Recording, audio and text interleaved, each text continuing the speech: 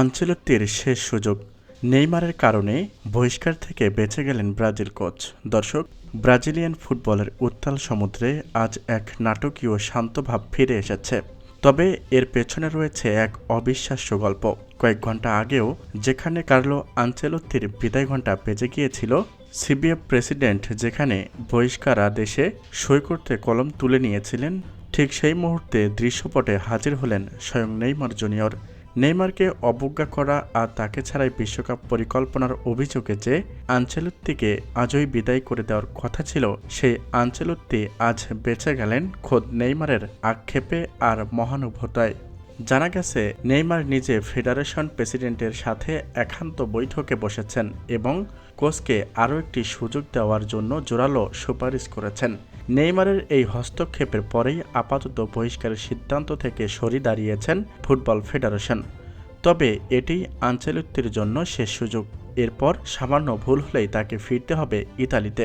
ফেডারেশনের অন্দরমহল থেকে খবর পাওয়া অনুযায়ী নেইমার প্রেসিডেন্টকে স্পষ্ট করে বলেছে, বিশ্বকাপের আগে এই মুহূর্তে কোচ পরিবর্তন করা দলের উপর বিরূপ প্রভাব ফেলতে পারে। আমি ব্যক্তিগতভাবে তার সাথে কাজ করে নিজেকে প্রমাণ করতে চাই। নেইমারের এই পরিপক্ক আচরণ ফেডারেশন কর্মকর্তাদের মুগ্ধ করেছে।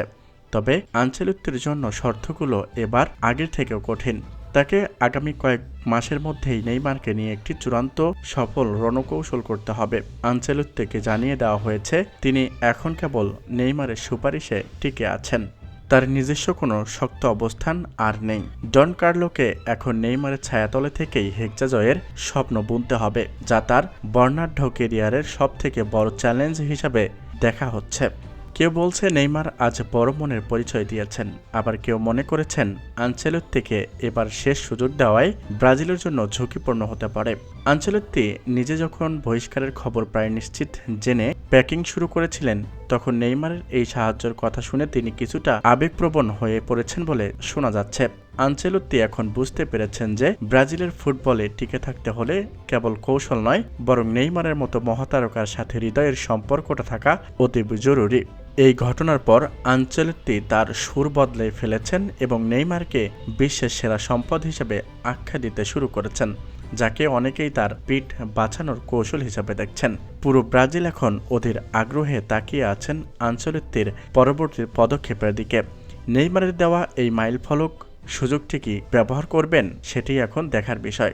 যদি আগামী কয়েকটি ম্যাচ নেইমারের অধীনে ব্রাজিল কাঙ্ক্ষিত ফলাফল না পায়, তবে ফেডারেশন আর কোনো কথা শুনবে না। আনচেলত্তির ওপর পাহাড় সমপরিমাণ চাপ আসবে, কারণ তাকে কেবল ম্যাচ জিততে হবে না, বরং নেইমারের পূর্ণ সম্ভাবনাকেও কাজে লাগাতে হবে। নেইমার আজ প্রমাণ করে দিলেন তিনি কেবল মাঠের জাদুকর নন, তিনি মাঠের বাহিরেও বড় সিদ্ধান্তেও সবথেকে ক্ষমতার ব্যক্তি। আনচেলত্তি আর নেইমারের এই পূর্ণমিলন কি ব্রাজিলের ভাগ্য বদলে দিবে, নাকি এটি কেবল সাময়িক স্বস্তি, যা 2026 বিশ্বকাপের যাত্রার প্রথম ধাপেই পরিষ্কার হয়ে যাবে? তবে আপাতত নেইমার বর্ণতায় কার্লো আনচেলত্তি দাগআউটে আরও কিছুদিন টিকে থাকার টিকিট পেলেন। সব মিলিয়ে অনিশ্চিত কিন্তু রোমাঞ্চকর ভবিষ্যতের দিকে যাত্রা শুরু করল সেলেসাওরা।